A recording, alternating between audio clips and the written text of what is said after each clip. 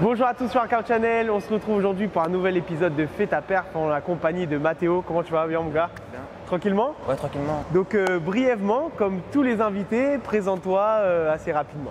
Alors, je m'appelle Mathéo Kitane, j'ai 15 ans et je joue à Monaco en U18. Comment tu le sens un peu aujourd'hui par rapport un peu au défi? Parce que forcément, on va avoir tes points forts, etc. Mais tu vas également te jauger aux autres prospects de la série. Donc comment est-ce que tu te sens? Je me sens bien, hein. Je vais tout donner, je vais me donner à fond. On rappelle, on va commencer par ton point fort forcément. On enchaînera sur son point faible et après tu te mesureras aux autres prospects de la série pour savoir qu'est-ce que tu as dans le basket. Ok. On est parti? On est parti. Allez, let's go.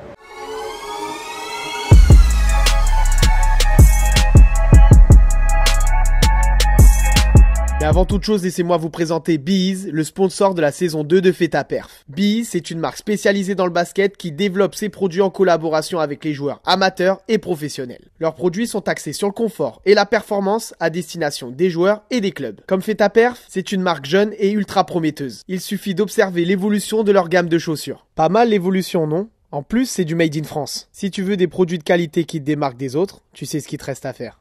Donc Mathéo, on commence avec la première épreuve, celle du point fort. Donc parle-nous un peu de ton jeu et qui, selon toi, est ton véritable point fort, ce qui te permet de faire la différence aux entraînements, mais surtout en match. Donc mon point fort dans mon jeu, c'est le 1 contre 1. C'est vraiment ce que je fais le plus souvent et j'ai des facilités en 1 contre 1. Et tu vas avoir un générateur de signaux aléatoires et en fonction de ce que va te montrer mon téléphone, tu vas devoir réaliser une action, un move et une finition ou un tir. Donc là, comme je t'expliquais juste avant, on va alterner les trois signaux. Tu auras les numéros qui vont indiquer les moves, tu auras peut-être les directions qui vont indiquer où partir et pour finir la couleur. En fonction de ça, tu dois t'adapter. Si tu réussis le bon signal, 1 point, plus le panier marqué 2 points, au total tu peux faire un 3 points. D'accord ?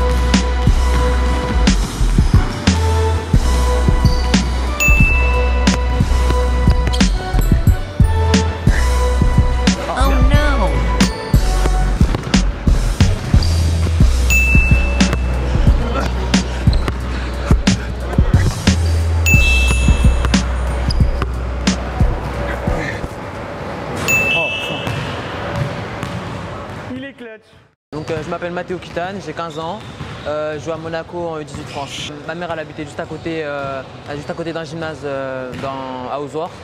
Et je suis allé voir un entraînement, ça m'a plu et je suis tombé amoureux de ce sport. En fait, j'aime tout dans le basket, j'aime les sensations. Quand tu crosses, quand tu tires, vraiment tout, j'aime tout. Je trouve que c'est un beau sport, tu t'amuses, je suis passionné de basket, et quand tu es passionné, directement tu as envie de travailler pour réussir. Il n'y a pas de... Tu t'arrêtes pas quand tu es passionné. Alors les meilleurs souvenirs que j'ai dans le basket, c'était quand j'ai commencé le basket, quand j'étais petit. C'était que de l'amusement. J'attendais le week-end pour jouer un match, c'était vraiment important pour moi. Déjà quand j'étais petit, je jouais avec mon petit frère, tout le temps je faisais des 1 contre 1, des 1 contre 1. Et ça m'a vraiment permis d'utiliser des moves, tout ça. Des fois il défend vraiment bien. Du coup voilà, je jouais souvent avec lui. Là c'est une fierté d'avoir 2 personnes dans la famille qui font du basket, qui jouent bien au niveau. Faut que je m'entraîne après, faut pas que ça puisse faire que moi. Faut vraiment pas que ça puisse faire que moi parce qu'il est plus petit que moi. Bon voilà, un score quand même plutôt intéressant sur l'épreuve. Déjà, qu'est-ce que tu en as pensé? C'est fatigant. Je me suis bien senti, mais sur les tirs, c'était compliqué. D'accord. Qu'est-ce que tu as pensé justement de la phase de prendre l'information en plusieurs parties avec les signaux et à la fin tout mélanger? Est-ce que c'était un beau challenge? Ouais, c'était un beau challenge. C'est important pour les prises de décision en match. Il faut aller vite, il faut réfléchir vite, il faut prendre une décision rapidement. On est maintenant pour l'épreuve du point faible, celle qui est redoutée par tout le monde parce que c'est bien de se mettre en avant sur ce qu'on sait faire, mais aussi il faut se challenger sur ce qu'on sait peut-être moins faire.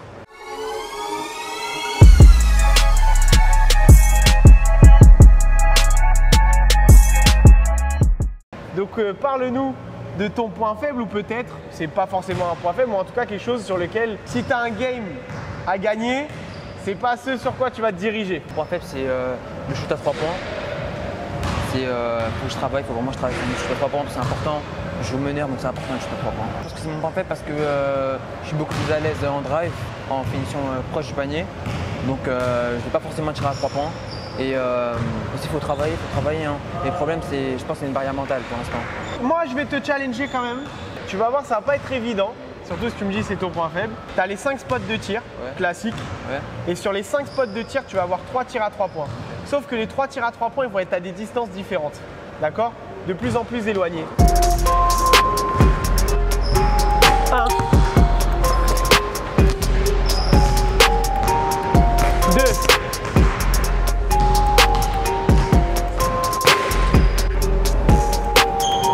1.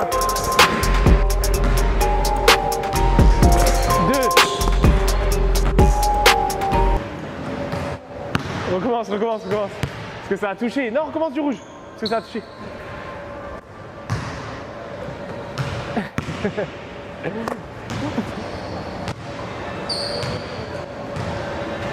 Allez. 1.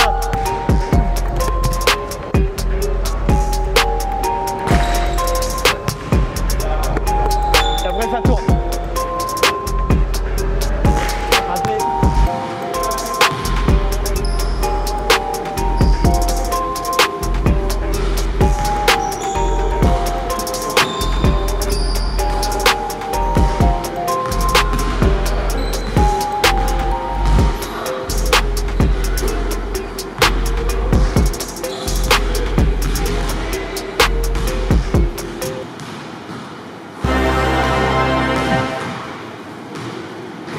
Ça me plaisait vraiment, c'était facile, je mettais beaucoup de points, je pouvais faire ce que je voulais, je pouvais contrer, je pouvais tout faire. En U13 en fait tu sais qu'il faut augmenter ton niveau. Donc il y a du monde qui veut pareil que toi, qui veut être le meilleur. En U13 on découvre les sélections, les pôles, on a envie d'y aller, on a vraiment envie d'y aller. Après à partir de U13 j'ai commencé à vouloir jouer en professionnel. Une anecdote qui m'a marqué c'était avec Karim, le coach de la sélection, 94 quand j'étais en U13. On s'entraînait tous les jours, c'était fatigant, on s'entraînait le 31 décembre pendant Noël. Ça m'a vraiment marqué, c'était la première fois que je m'entraînais autant. C'est bien pour progresser, c'est important. En plus après on a gagné la finale, on avait une bonne équipe, il y avait de la cohésion avec les gars de Charenton, tout ça. Donc ça m'a vraiment marqué. Et j'ai su qu'il fallait travailler, qu'il fallait vraiment travailler. Et voilà, c'était un U13.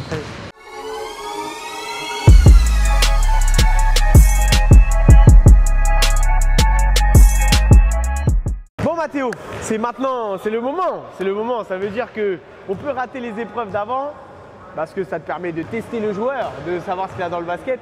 Mais c'est surtout là où on va voir le classement.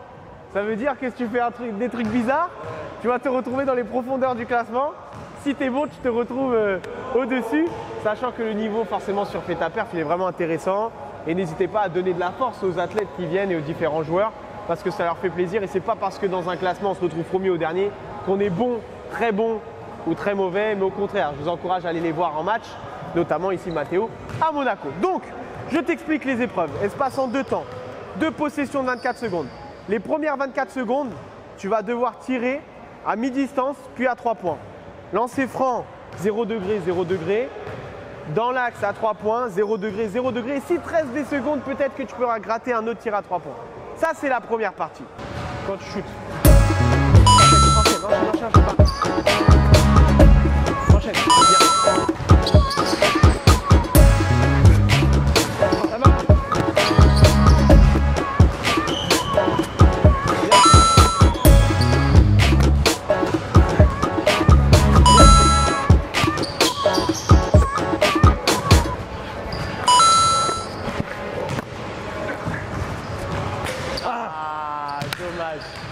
La deuxième partie, cette fois-ci, c'est freestyle. Tu as 24 secondes pour marquer le maximum de tirs possible. Ça peut être des doubles pas, ça peut être des tirs à mi-distance, ça peut être 2 tirs à 3 points. Dans la raquette, 1 point. Mi-distance, 2 points, 3 points. 3 points, sauf que si tu fais un move, peu importe où, ça te rajoute 1 point bonus technique supplémentaire.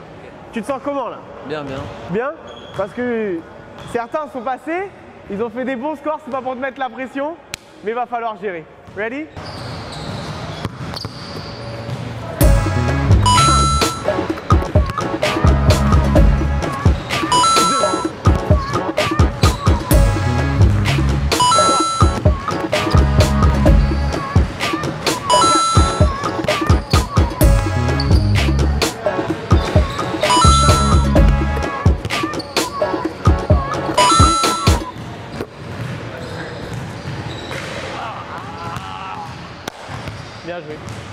Bien là? Alors en U15 première année, c'était vraiment compliqué. Je m'investissais beaucoup mais j'avais rien en retour. Je faisais des mauvais matchs. J'avais pas confiance en moi dans mon jeu. J'étais vraiment énervé, j'aimais pas ça. Parce que mon but c'était de... En fait quand tu t'entraînes tout le temps, quand tu te donnes à fond, bah, tu veux des résultats directement.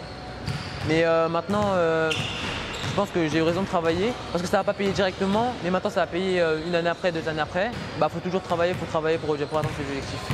Du coup j'ai voulu jouer en national, j'ai fait des détections à Saint-Essonne, montré à Saint-Essonne et j'étais vraiment heureux de jouer en national parce que c'était vraiment un objectif. Et j'allais pas être heureux si je jouais en région encore une année de plus. Ma famille ça a été important, notamment ma mère, parce qu'elle m'a poussé, même quand j'étais au plus bas en U15 ans, c'est que elle qui me poussait et elle m'aidait à avoir confiance en moi. Après il y a les coachs Karim et Dominique là, de Restaurant Gis. Aussi m'ont donné confiance en moi. En fait, j'ai commencé à exprimer mon jeu et je m'amusais vraiment. Je m'amusais tout en travaillant. Même si les autres ne croient pas en toi, tu peux croire en toi et après tu iras loin. Et après, ils vont croire en toi. C'est maintenant l'heure du bilan. Avec une deuxième possession record de 18 points, Matteo réussit à combiner ses 2 épreuves à 31 points, ce qui fait de lui pour l'instant le meilleur score du FETA Perf.